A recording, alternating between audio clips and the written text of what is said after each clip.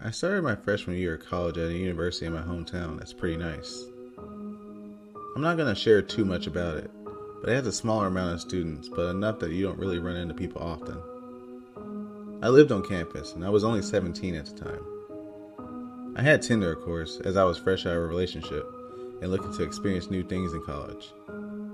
I matched with this one boy, Asher, who seemed nice enough. Pretty socially awkward, but I've never really minded because I have anxiety issues myself, and I'm really sympathetic towards it. Because of that, I ignored a lot of warning signs that I shouldn't have. We texted for a while, and he seemed really nice and caring. He wanted to know a lot about me, which I wasn't too keen on sharing, but I told him the basics, and we texted kind of regularly. He lived on campus as well, and invited me to hang out. At that time, things didn't seem too sketchy, so I was completely down. When I first met him, that's when things started to get uncomfortable. We hung out in his dorm, which was pretty standard overall. I got cozy with him on his couch. I say almost cuddling, but not quite. Still, really standard. When we started talking more, I realized how uncomfortable things really were. He kept making comments that just put me off, but I tried to ignore him. Things like, I never cuddled with anyone before. Sorry if I'm doing it all wrong. And so many comments about how he already liked me a lot and wanted me to stay forever. Weird word choice, but whatever. He's just trying to be nice. I'll let him down easy. I ended that hangout pretty quickly for some fake excuse and went right back to my room. He kept texting me and professing how much he was into me, and I told him sorry, but I'm not looking for any kind of relationship, so I do not want to keep anything romantic. A bad lie, but I'm very non-confrontational, and I didn't want to be mean. That's when things started to get really weird. He sent me this long paragraph saying how it was okay I didn't want a relationship now, and that he'd wait for me and save his virginity for me. We had never talked about anything sexual. I had never even told him that I liked him or flirted back. I just never turned him down. It was one of the creepiest messages I've ever received.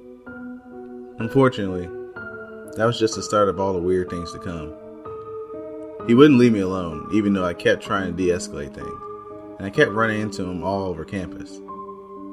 I wasn't sure how he suddenly was nearby when my classes ended, and I wasn't sure why suddenly we'd both be in the dining hall at the same time, even though I hadn't changed my regular routine. But I just tried to brush it off. Definitely a mistake.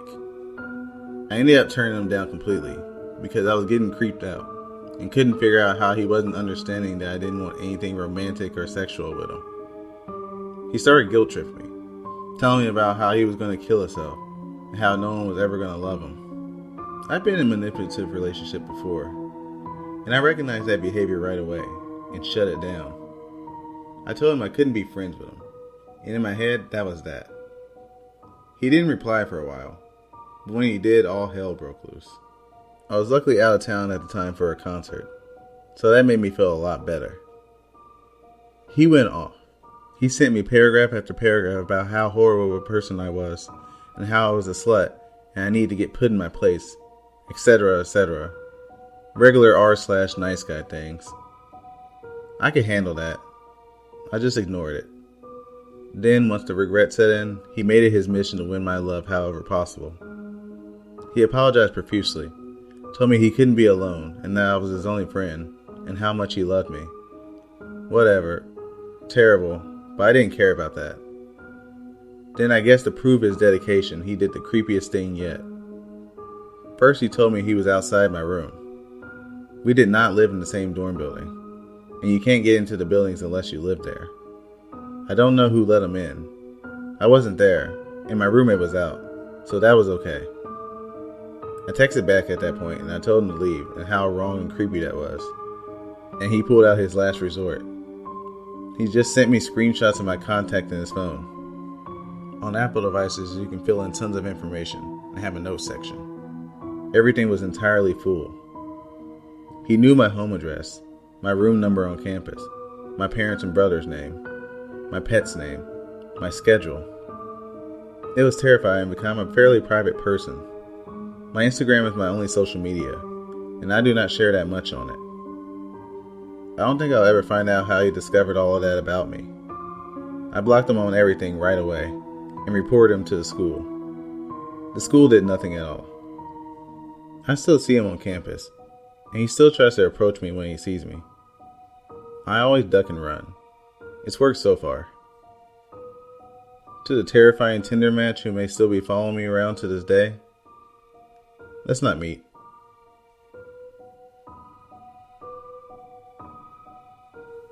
So a little backstory. I was a dancer for 6 years. I've worked in many cities and clubs. At the time of this story, I wasn't a rookie. I was well versed in the industry.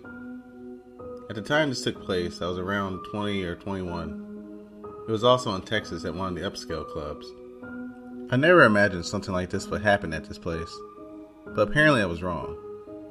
I started my shift at around 6 p.m. I like to get there early to meet some of the regulars before the crowds came in. It was like 8:30 or 9, and this really good looking guy came in with some friends. They were all older, like 40, 45. I grabbed some of my hustle friends, and we went and sat with them.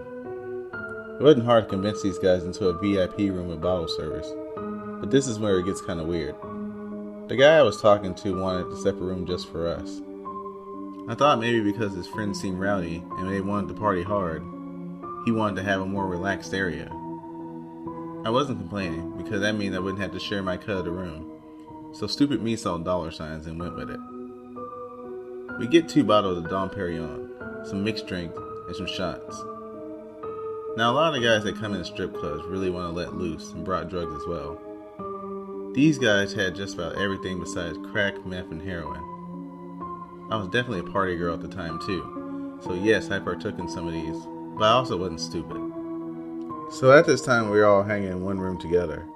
I took a little hit of coke off the back of my hand and continued drinking. After we were all hyped up and ready to party, my guy pulled me into the other room. This guy was like 6'4", obviously worked out a lot, and was attractive. I, on the other hand, without my heels, was 5'6", and like 120. I sat down on his lap, and I started talking to him and laying down my moves to get him to empty his wallet. We were having a pretty good conversation, and my bouncers were really good about checking up on the girls in the room because we were pretty secluded on the second floor. After about 20 minutes of talking, something snapped, and all of a sudden he literally puts his hand around my neck, lifted me up, and slammed me against the back of the couch. The couch backs were tall and padded, so it wouldn't have been heard on the other side with all the music. I was literally frozen in fear. After almost 3 years of dancing, I have never been in this situation. He started calling me names, spit in my face, and his grip on my neck would get tighter when he would feel me take a deep breath like I was going to scream.